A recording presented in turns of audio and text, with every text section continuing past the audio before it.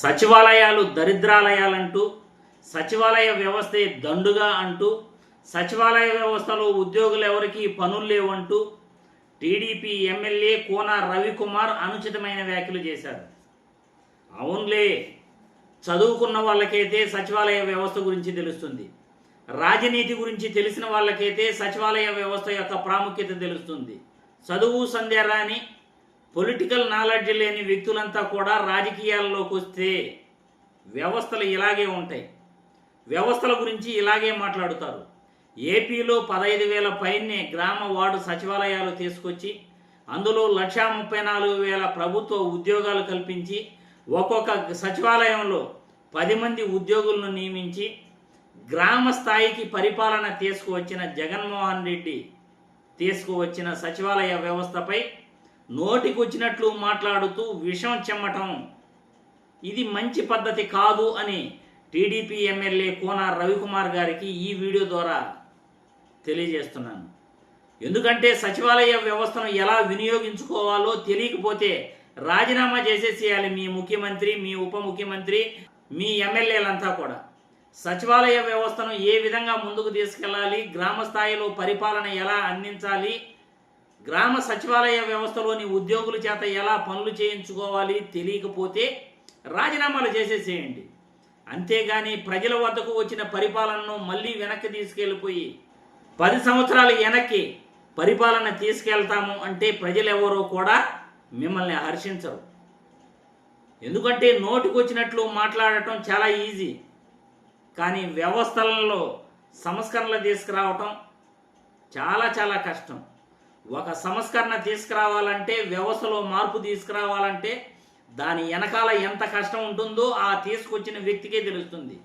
ఎందుకంటే గ్రామవార్డు సచివాలయాలు, వాలంటీర్ వ్యవస్థ అనేది 2019 తర్వాత ప్రతి గ్రామంలో కూడా ప్రతి ఇంటింటికి వెళ్ళి ప్రభుత్వం చేసే ప్రతి సంక్షేమ పథకం వివరాలు తెలియచేయటమే కాదు, ప్రజల యొక్క వివరాలు కూడా తెలుసుకునేందుకు సచివాలయ వ్యవస్థ ముఖ్యంగా ఉపయోగపడుతుంది.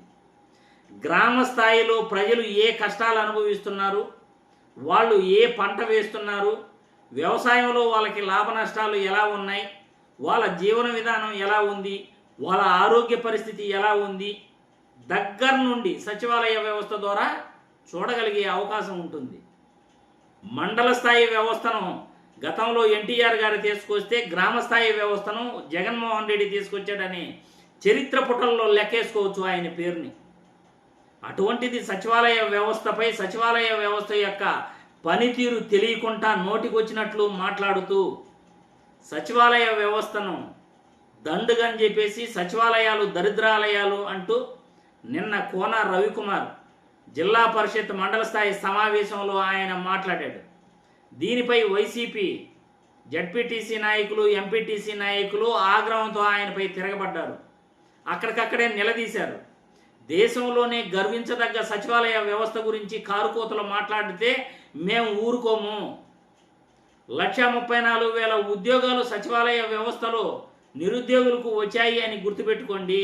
ఈరోజు అవ్వాతాతలకు నేరుగా ఇంటి దగ్గరికి వెళ్ళి పింఛన్ ఇస్తున్నామన్నా, మనము ఏదైనా విపత్తులు వస్తే ఇన్ఫర్మేషన్ తెలుసుకోవాలన్నా ఆ సచివాలయ వ్యవస్థ పనిచేయకపోతే మనం ఏమీ చేయలేము. ఇది మీరు గుర్తుపెట్టుకోవాలి అని వైఎస్ఆర్సీపీ జడ్పీటీసీ, ఎంపీటీసీ నాయకులు, నాయకురాలంతా కూడా టీడీపీ ఎమ్మెల్యే కోన రవికుమార్పై ఆగ్రహం వ్యక్తం చేయటం జరిగింది. ఇది కోన రవికుమార్ నోటికొచ్చినట్లు సచివాలయ వ్యవస్థపై మాట్లాడేటప్పుడు కొద్దిగా జాగ్రత్తగా మాట్లాడటం నేర్చుకోండి. రాజనీతి గురించి తెలుసుకోండి, వ్యవస్థల గురించి తెలుసుకోండి, వ్యవస్థల్లో సంస్కరణలు తీసుకురావటం వల్ల ప్రజలకు ఎలా మేలు జరుగుతుందో తెలుసుకోండి, వ్యవస్థలను ఎలా నడపాలో తెలుసుకునే ప్రయత్నం చేయండి. అంతేగాని నోటికొచ్చింది మాట్లాడుతూ వ్యవస్థల్ని నిర్వీర్యం చేసే ప్రయత్నం చేయాలనుకుంటే మాత్రం ప్రజలు ఒప్పుకోరిక. వాలంటీరీ వ్యవస్థను నాశనం చేశారు. 10,000 రూపాయలు జీతం ఇస్తానని వాలంటీరీ వ్యవస్థ లేకుండా చేసేశారు. 2,60,000 మంది నిరుద్యోగులు పొట్టగొట్టారు కూటమి ప్రభుత్వం అధికారంలోకి వచ్చిన తర్వాత.